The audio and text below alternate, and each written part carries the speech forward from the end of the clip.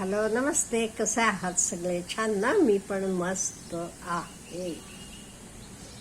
मी म्हणते parents R great. का असं म्हणते? हे बघा, आपण सर्वजण जन्माला येतो तेव्हा आपल्याला काय कळत होतं हो? रडण्याशिवाय काही येत नव्हतं. आपल्याकडे काहीही नव्हतं.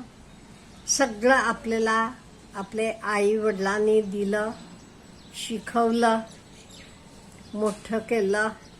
मग आज जे काही आपण आहोत हे आपण आपले आई वडिलांमुळे असतो. तुम्ही पूर्वीची एक दिनूचं बिल म्हणून गोष्ट ऐकली असेल का नाही? ओके, कोणाला माहीत नसलं तर सांगते. एक मुलगा होता. त्याने एक दिवस काय केलं, एवढी सगळी कामं केली. आईला भाजी आणून दिली, लहान भावाला शाळेला पोचवले, आणि काय आजीला औषध दिले, आजोबांना पेपर आणून दिले. हे सगळ्याचं बिल तयार केला आणि आईनं मला 90 रुपये द्यायला पाहिजे म्हणून आईला सांगितलं आणि आईचे स्वयंपाकघराचे कट्ट्यावर ठेवला. आईनं बघितली, वाचली. आपलं सगळं काम झाल्यावर ते बिलाचेच पाठीमागच्या बाजूला लिहिली, तुला 9 महिने पोटात ठेवून घेतल्याबद्दल बिल काही नाही. तुला लहानाचं मोठं केल्याबद्दल नाही. तू आजारी असताना तुला औषध पाणी देऊन तुझी काळजी घेतल्याबद्दल काही चार्जेस नाही. आणि एट द एंड हे सगळेचे काहीही चार्जेस नाही, बिल नाही, 0. हे मुलानं वाचलं. मग हे वाचल्यावर त्याला वाटलं, हो खरंच की मी उगीच आईला काहीतरी म्हणत बसलो, माझं चुकलं, जाणवलं त्याला. मग तो आईला गेला आणि आईला म्हणाला, आई सॉरी, मी तुला वाटेल तसं हेला अमुक बिल तमुक बिल म्हटलं, पण तर सगळं नाही आहे, माझं सगळं चुकले म्हणतो तो. मी असं नको होता करायला. त्यामुळे माझं बिल पण काही नाही आहे, तू पण मला काही पैसे देऊ नकोस. त्यामुळे मला वाटते आपण सर्वांनी आपले आई वडिलांवर खूप खूप प्रेम करावं. का म्हणजे आपण किती प्रेम केलं तरी आपण त्यांचं प्रेम परत फेडू शकणार नाही. अहो, आपण शाळेत आपल्याला आपलं मार्कलिस्ट मिळते, आपण आणून आईला बाबांना दिल्यावर अहो त्यांना किती आनंद होतो. आपल्यापेक्षा जास्त आनंद त्यांना होतो. मला वाटते जगात फक्त आई वडील हे दोघंच आहेत आपल्या कुठल्याही गोष्टीत आपल्यापेक्षा त्यांना आनंद जास्त होतो. आणि दुसरी गोष्ट, आत्मविश्वास हा आपण प्रत्येकानं बाळगायला पाहिजे. मी अमुक करू शकतो, तमुक करू शकतो, हे सगळं. आणि देशभक्ती, मी भारतीय आहे, मी भारताचा निवासी आहे, हे आपल्याला पाहिजे. नुसतं आपण मी महाराष्ट्रीयन, मी कन्नडिगा, मी केरलाईट असं म्हणण्यापेक्षा आपण सगळे भारत मातेचे पुत्र किंवा पुत्री आहोत हे आपल्याला पाहिजे.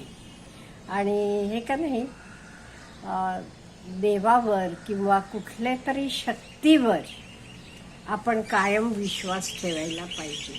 मला बरीच वेळेला मुलं विचारतात, अहो मॅडम देव आहे का? मी म्हटलं, देव कसा आहे मी काही बघितलेलं नाही आहे, पण काहीतरी एक सुपर नॅचरल शक्ती आहे. ओके, कसं असते मी सांगते तुम्हाला. आता रोज किती विमानं आपले विमानतळावर येतात आणि किती विमानं निघतात, पण कधी ते एकमेकांना घर्षणा करत नाहीत. भारतभर ट्रेन्स बघा, किती ट्रेन जातात येतात, पण क्वचित एकात कुठे तर सोडला तर ह्युमन मिस्टेक म्हणून कुठेही त्या एकमेकांना, हे सगळं एवढं छान कोण मॅनेज करते? कंट्रोल रूम असतो, इंजिनियर्स असतात, कंट्रोल करते.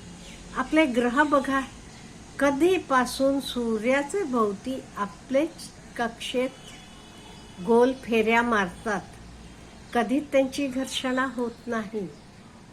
म्हणजे काय? somebody is controlling them.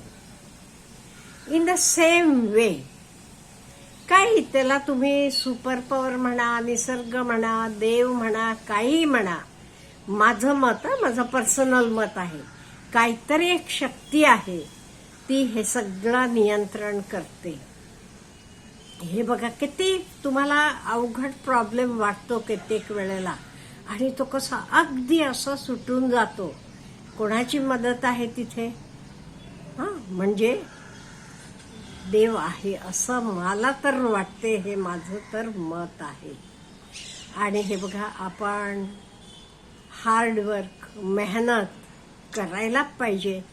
मेहनत केली की सर्व काहीही आपल्याला आपण मिळवू शकतो. मेहनत न करता नुसतं बसून राहिलो, मला देवा हे दे तर दे म्हटलं की मिळते का? नाही. मग मेहनत ही करायला पाहिजे. त्यामुळे मला वाटते, आपण कित्येक वेळेला हल्ली बघते मी, मुलं आई वडिलांना वेडवाकडं बोलतात. छोटी मुलं सुद्धा. परवा तर एका मुलीला बघितलं मी, वडिलांना कुत्रा म्हणतीये ती. आता काय म्हणायला नको? माकडा, गाढवा, किंवा मला वडिलांनी, आई वडिलांनी हे दिलं नाही तर दिलं नाही. नाही, कोणी एक लक्षात ठेवायचं, आपले आई वडिलांचे डोळ्यात ना अश्रू यायला तुम्ही कारणीभूत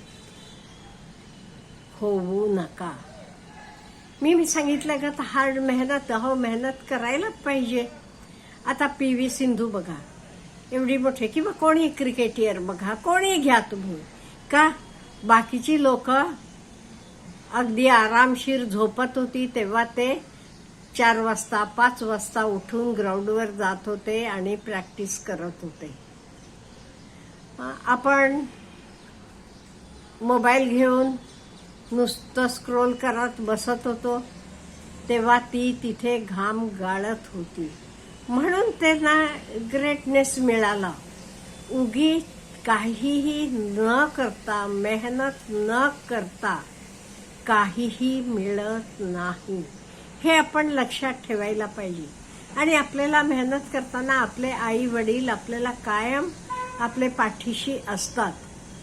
आपले आई वडील आपले घासातला घास आपल्याला देतात. तुमच्या वडिलांचं बन्यांना भोग पडलेला असेल, पण तुम्हाला ते छानपैकी नवीन शूज असतील, बॅग असतील, सर्व काही देत असतात. त्यामुळे हे आपण सर्वांनी लक्षात ठेवायला पाहिजे. आपल्याला मोठं करायला, आज आता आपण इथेपर्यंत आलोय, ते ह्याला कोण कारणीभूत आहे? आपल्या आई वडिलांनी आपल्याला इथेपर्यंत येण्यासाठी किती त्याग केलेला आहे. आपले घासातला घास ते आपल्याला दिलेला आहे. मग आपण त्यांना सुख, आनंद, प्रेम द्यायला पाहिजे. हे प्रत्येकानं समजायला पाहिजे. आणि तुम्ही त्यांना कधी आनंद द्याल? जेव्हा तुम्ही काहीतरी ग्रेट बनता. त्यांना काही अपेक्षा नाही, तुम्ही काही मिळवून पैसे द्या त्यांना अमुक द्या, घर बांधून द्या, काही अपेक्षा नाही. They are happy with what they are having. पण तुम्ही आनंदी, तुम्ही सुखी, तुम्ही मोठी व्यक्ती बनायला पाहिजे. हीच त्यांची अपेक्षा आहे. ह्याचे पलीकडे त्यांची काहीही अपेक्षा नसते. त्यामुळे आपण प्रत्येकानं एवढे प्रयत्न करायला पाहिजे की आपल्या प्रगतीमुळे, आपण केलेले कामामुळे आपले आई वडील खुश होतील, आनंदी होतील, एवढं मात्र आपण सर्वांनी करायला पाहिजे. Have a good day.